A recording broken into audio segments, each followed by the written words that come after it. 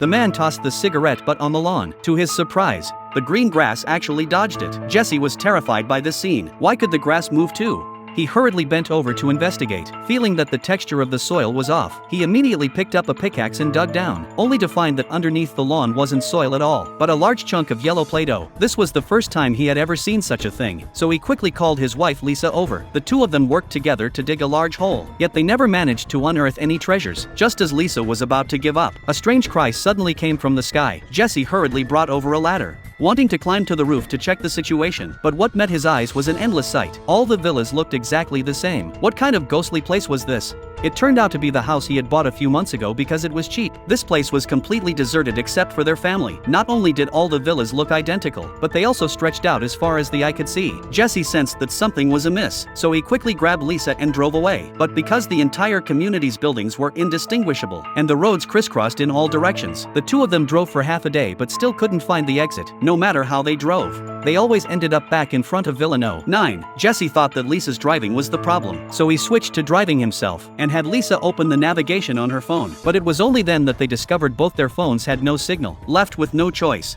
Jesse had to grit his teeth and search for the exit. But even after driving until it got dark, he still couldn't leave this community. What was even more bizarre was that, the moment the gas finally ran out, the car happened to stop right in front of Villa No. 9. The two of them had already been tormented to the point of exhaustion, so they decided to return to No. 9 to rest for the night first.